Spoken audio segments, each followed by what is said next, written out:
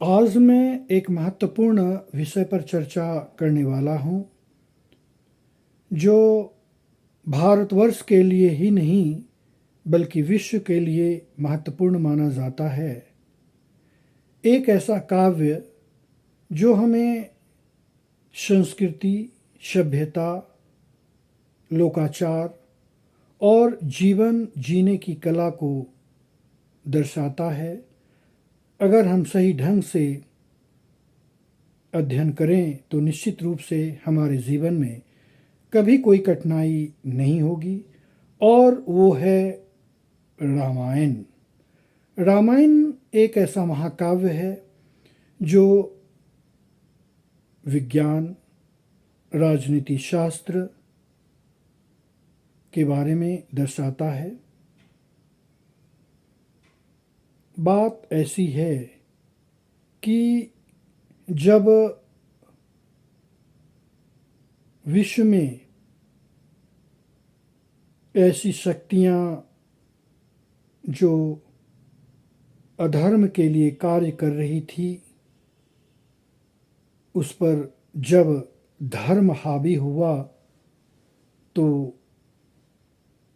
एक ऐसा संस्कृति और सभ्यता उभर कर आई जिससे हमें यह सीख मिलती है कि हमें हमेशा सत्य और धर्म की राह पर चलना चाहिए, क्योंकि जब हम गलत कार्य करते हैं तो उसका परिणाम गलत ही होता है। जैसा कि रामायण में सबसे महत्वपूर्ण बात यह है कि रावण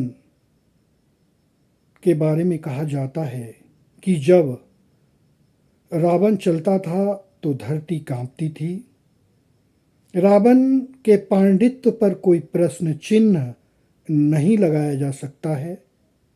रावण महाज्ञानी, महापंडित और 3 लोकों का विजेता था, लेकिन उसने अधर्म की राह पर चलकर माता सीता का हरण किया और इस दुर्दशा में पहुंच गया। जब भगवान श्री राम को इस बात मालूम हुई तो उन्होंने लंका पर चढ़ाई कर दी। युद्ध शुरू हुआ। युद्ध में जब पहली बार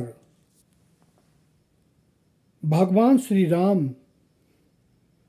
और रावण के बीच युद्ध होता है,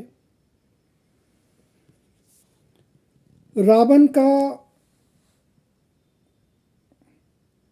रथ टूट जाता है, पहिया टूट जाता है, ध्वज फट जाता है, और जो हमेशा रथ पर चलने वाले होते हैं, उस दिन उनको जमीन पर खड़ा होना होता है।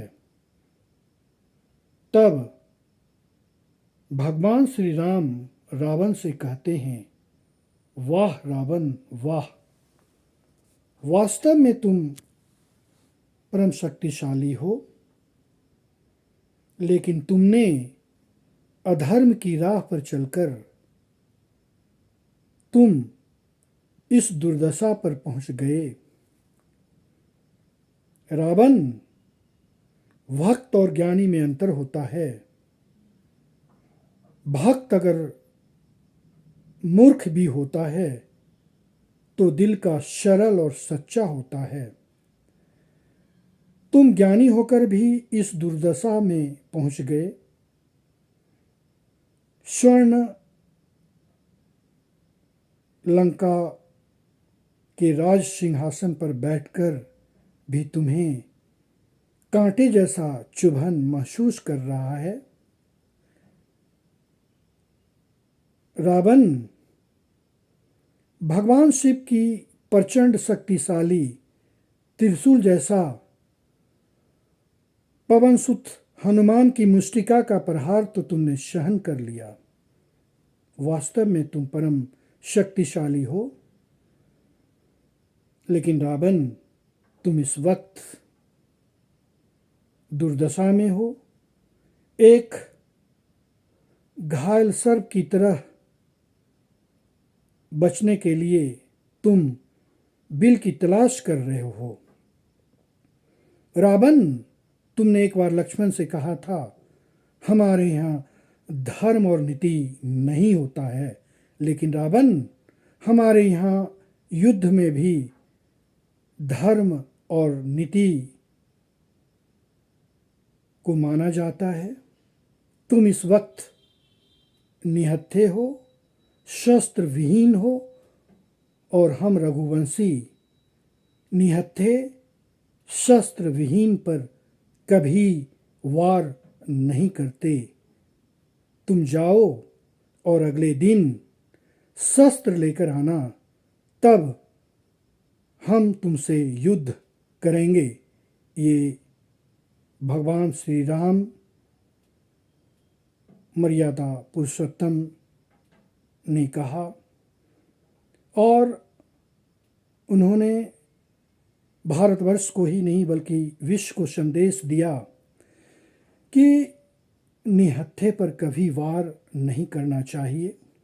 हालांकि वो चाहते तो रावण जैसे महाज्ञानी महापंडित पर वार करते, लेकिन उन्होंने उसे मौका दिया। इसलिए दोस्तों, बनना है तो मर्यादा पुरुषोत्तम राम की बातों को अपनाएं और जीवन में उतारें, तभी भारत का ही नहीं बल्कि विश्व का कल्याण होगा। लेकिन हम स्वार्थ के कारण इस बात को भूल जाते हैं और फिर हम उसी तरह करते हैं जिस तरह से रावण ने किया। अगर रावण इस तरह का कार्य नहीं करता तो शायद आज विश्व का सबसे शक्तिशाली पुरुष के रूप में जाना जाता। लेकिन सब कुछ होते हुए भी उसने अपने आप को ही नहीं बल्कि अपने परिवार को, अपने वंश को समाप्त करा दिया। इसलिए मैं कहना चाहूँगा कि रामायण एक महाकाव्य ही नहीं बल्कि रामायण से हम बहुत कुछ सीखते हैं, संस्कृति सीखते हैं, सभ्यता सीखते हैं, और जीवन में बहुत कुछ ऐसी बात रामायण हमें सिखाती है जो भारतवर्ष में ही नहीं बल्कि विश्व के हर व्यक्ति के लिए ये बहुत महत्वपूर्ण है। मैं अंत में कहना चाहूँगा कि अगर हम सही ढंग से रामायण जैसे महाकाव्य का अध्ययन करें तो जीवन में कभी कोई परेशानी नहीं होगी। अंत में मैं कहना चाहूँगा कि इसे अगर अध्ययन करें तो सही रूप से अध्ययन करें, कि रामायण एक महाकाव्य ही नहीं बल्कि यह हमें बहुत कुछ सिखाती है। राजनीति शास्त्र सिखाती है, समाज शास्त्र सिखाती है, उपदेश सिखाती है, और इतना ही नहीं, ये वैज्ञानिक दृष्टि से भी हमें बहुत कुछ सिखाती है। आज जो हवाई जहाज़ चल रहा है वो रामायण जैसे महाकाव्य का ही वर्णन है, क्योंकि उस समय पुष्पक विमान हुआ करता था और उसी पर आधारित आज वैज्ञानिकों ने हवाई जहाज़ का आविष्कार किया। अंत में मैं कहना चाहूँगा कि रामायण को अधिक से अधिक अध्ययन करें और अपने आप पर उतारें, समाज पर उतारें, देश पर उतारें, तभी सबका कल्याण हो सकता है। बहुत बहुत धन्यवाद।